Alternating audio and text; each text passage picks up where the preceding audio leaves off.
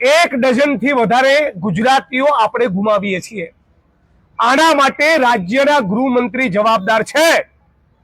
એ ગુજરાતની જનતાની પરમ કમનસીબી છે કે આવા ઠોઠ, અભણ અને 8 ચોપડી પાસ ગૃહમંત્રી આપણા ગુજરાતના લમણે લખાયા છે।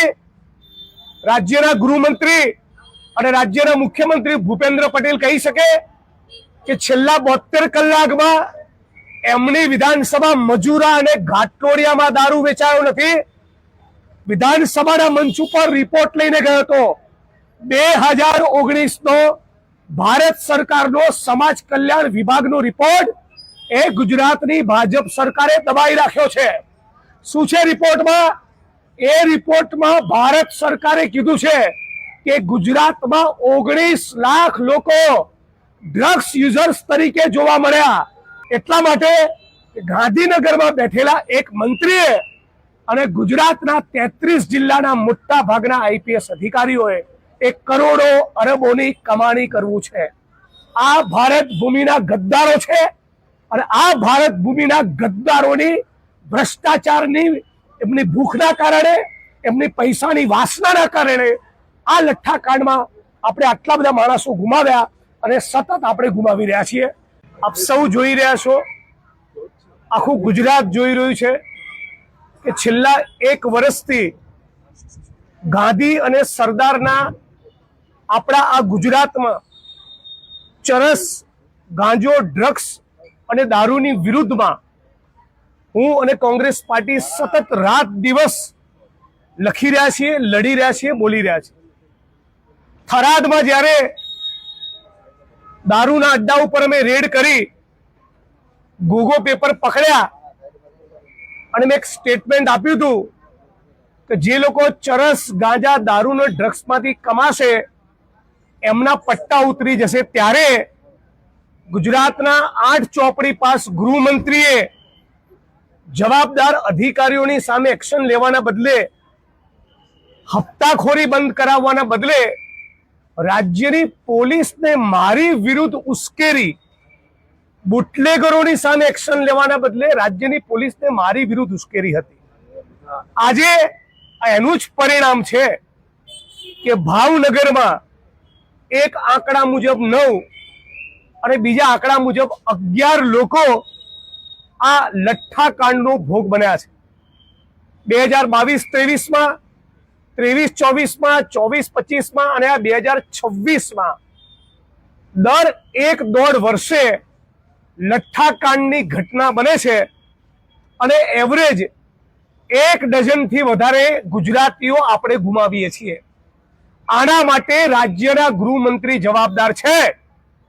એ ગુજરાતની જનતાની પરમ કમનસીબી છે કે આવા ઠોઠ, અભણ અને 8 ચોપડી પાસ ગૃહમંત્રી આપણા ગુજરાતના લમણે લખાયા છે।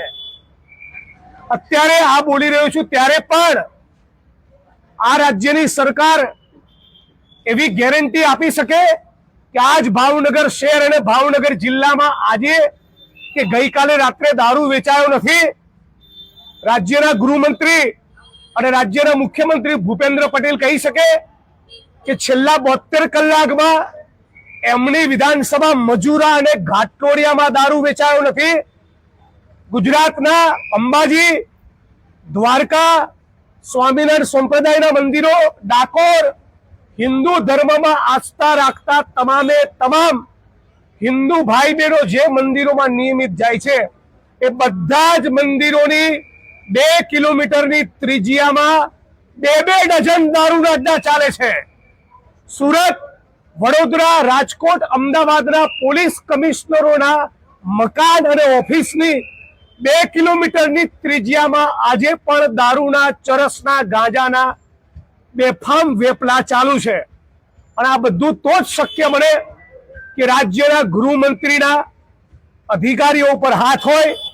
આ તો જ શક્ય બને જો ભારતીય જનતા પાર્ટીની કેબિનેટ અને ગૃહમંત્રી આમાંથી કરોડોની કમાણી કરતા હોય। આ લઠ્ઠાકાંડ એ ગુજરાતની ભાજપ સરકાર માટે શરમથી ડૂબી મરવાનો વિષય હોવો જોઈએ। બીજા રાજ્યના માણસો ગુજરાતમાં આવે, લઠ્ઠો પેદા કરે, મિથેનોલ અને ઇથેનોલની મિલાવટ કરે, તો ગુજરાતની બહારના બુટલેગરો અને આવા કારસાને અંજામ આપનારા લોકોને એવી કેવી ખાતરી છે કે ભાવનગર જઈશું, આવા ધંધા કરીશું તો કોઈ અમારો વાળ વાંકો કરવાનું નથી? આવી બુટલેગરોને ખાતરી છે અને એના પરિણામે આટલા માણસો આપણે ગુમાવ્યા. હમણાં જ અમારું કોંગ્રેસ પરિવારનું ડેલિગેશન ડોક્ટરને મળીને આવ્યું.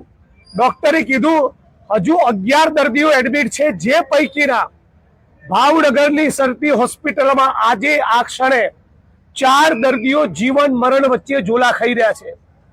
2 પેશન્ટ પ્રાઇવેટમાં જીવન મરણ વચ્ચે ઝોલા ખાઈ રહ્યા છે. ઓલરેડી 9 અથવા 11 લોકો એ કાળનો કોળિયો બની ગયા છે.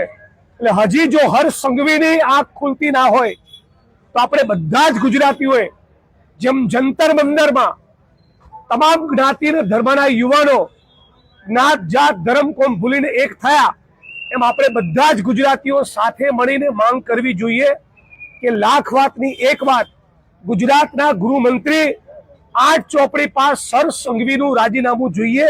લાખ વાતની એક વાત, ગુજરાતના ગૃહમંત્રી 8 ચોપડી પાસ હર્ષ સંઘવીનું રાજીનામું જોઈએ. એનાથી ઓછું કશું નહીં ખપે. હર્ષ સંઘવી રાજીનામું આપે, ભારતીય જનતા પાર્ટી માણસનું રાજીનામું લે અને ગુજરાતમાં દાખલો બેસાડે કે હવે ગુજરાતની બેન દીકરીઓ માતાઓને વિધવા થવા દઈશું નહીં. આ તો આઈપીએસ અધિકારીઓએ, જિલ્લાના પોલીસ વડાઓએ પોતાની પત્ની અને બાળકો સાથે લંડન અમેરિકા ફરવા જવા 150, 200, 500 કરોડ ભેગા કરવાના અને આપણા ગુજરાતની બેન દીકરીઓ માતાઓની વિધવા કરવાની, આપણા ગુજરાતના યુવાનોને બરબાદ કરવાના. હજી તો તમે આ લઠ્ઠાકાંડ છે, હજી તમે આવતા 5 વર્ષમાં જુઓ, ગાંજો અને ડ્રગ્સના કારણે ગુજરાતનું કોઈ ઘર બાકી રહેવાનું નથી.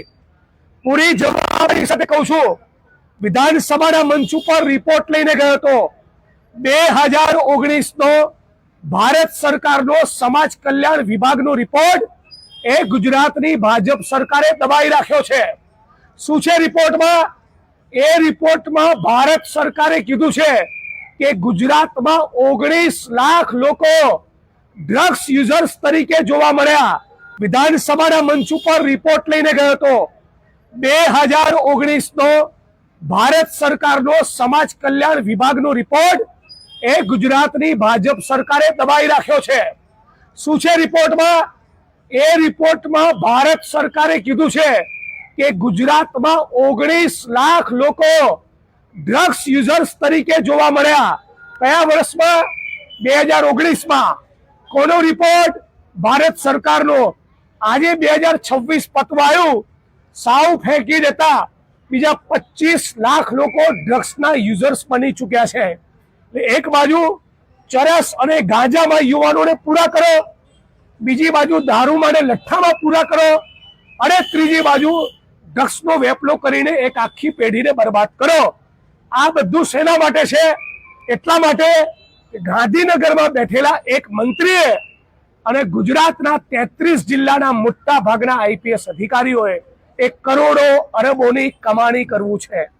આ ભારત ભૂમિના ગદ્દારો છે અને આ ભારત ભૂમિના ગદ્દારોની ભ્રષ્ટાચારની, એમની ભૂખના કારણે, એમની પૈસાની વાસનાના કારણે આ લઠ્ઠાકાંડમાં આપણે આટલા બધા માણસો ગુમાવ્યા અને સતત આપણે ગુમાવી રહ્યા છીએ. એટલે અમારી એક જ વાત, એક જ લાગણી, એક જ માંગણી, હર્ષ સંઘવીનું રાજીનામું જોઈએ. બાકી આ આંદોલન અમે મૂકવાના નથી. અત્યારે હાલ પણ છેલ્લા 24 કલાકમાં પણ ભાવનગર જિલ્લામાં દારૂ વેચાયો છે. મુખ્યમંત્રીના મત વિસ્તાર અમદાવાદના ઘાટલોડિયામાં અને ગૃહમંત્રીના વિસ્તાર, એમની વિધાનસભાના ક્ષેત્ર મજુરામાં ગઈકાલે રાત્રે પણ બેફામ દારૂ વેચાયો છે. આ જ એમનું વાસ્તવિક ચરિત્ર છે. જિગ્નેશભાઈ, માત્ર 2 પીઆઈ અને 5 કોન્સ્ટેબલને સસ્પેન્ડ કરીને સરકાર સંતોષ માને છે. શું આ ડિવિઝનના અધિકારીઓની જવાબદારી નથી? ભાવનગર એસપીની જવાબદારી નથી? સ્ટેટ મોનિટરિંગ સેલની રેડ પડે એટલે constable, head constable, ASI, PSI અને પીઆઈ ની વિકેટ પાડવાની, એસપી અને આઈજી ને સવાલ પૂછવાનો નહીં. આ જ ધંધો આખા ગુજરાતમાં થયો છે. અને ત્યાં સુધી કહું, સ્ટેટ મોનિટરિંગ સેલના કેટલાક અધિકારીઓ પણ કોમ્પ્રોમાઇઝ છે. અગાઉ ગુજરાતમાં કરોડોની કમાણી કરવા મળતી હોય એવા જિલ્લાના પોલીસ વડા રહીને આવ્યા પછી કેટલાક લોકોને સ્ટેટ મોનિટરિંગ સેલમાં સેટ કરવામાં આવે છે. મૂળ ગુજરાતની ભાજપ સરકારે અને ગૃહમંત્રીએ આમાંથી કરોડોની અરબોની કમાણી કરવી છે અને એના કારણે લઠ્ઠાકાંડ સર્જાયો છે. હું તો સમગ્ર ગુજરાતના તમામ constable, head constable, ASI, PSI, PI ને કહેવા માંગુ છું, મોટી સંખ્યામાં રોડ ઉપર તમે પણ ઉતરો. હું તમને ટેકો કરીશ. કોંગ્રેસ પાર્ટી તમારી પડખે ઉભા રહેશે અને તમે સવાલ પૂછો કે સ્ટેટ મોનિટરિંગની રેડમાં કે આવી કોઈ ઘટના બને ત્યારે ફક્ત પીએસઆઈ, પીઆઈ ને સસ્પેન્ડ કેમ કરો છો? ગૃહમંત્રી રાજીનામું કેમ નથી આપતા? એસપી, આઈજી, એડિશનલ ડીજી એ લોકોની જવાબદારી કેમ ફિક્સ કરવામાં આવતી નથી? જ્યાં સુધી ઉચ્ચ આઈપીએસ અધિકારીઓ અને ગૃહમંત્રીની જવાબદારી ફિક્સ કરવામાં નહીં આવે તો 2-4 મહિના પૂરતું પીએસઆઈ, પીઆઈ ની વિકેટ પાડી એમને સસ્પેન્ડ કરી ફરી આ હપ્તાનો સિલસિલો ચાલુ થઈ જાય છે.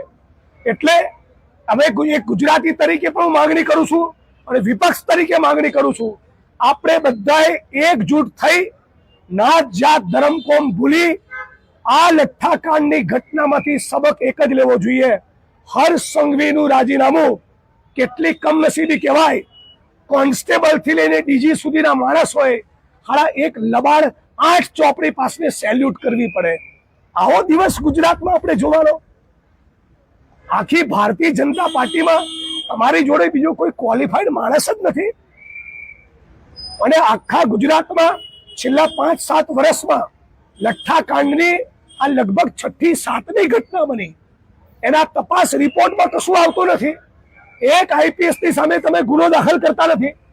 રાજસ્થાન, મહારાષ્ટ્ર અને મધ્યપ્રદેશમાંથી ત્યાંના લીકર મેન્યુફેક્ચરર અને બુટલેગર જોડે જે એસપી સેટિંગ પાડે, અહીંની બોર્ડરના ગુજરાતના બુટલેગર અને ત્યાંના બુટલેગર એકબીજાને મેળાપી પડામાં એસપીના માર્ગદર્શન હેઠળ દારૂ આવવા જવા દે, એલસીબી, એસઓજીના પીઆઈ ને કોમ્પ્રોમાઇઝ કરે, ચેકપોસ્ટ ને કોમ્પ્રોમાઇઝ કરે, ડીવાયએસપી, પીએસઆઈ, પીઆઈ એમાં ચૂપ રહે.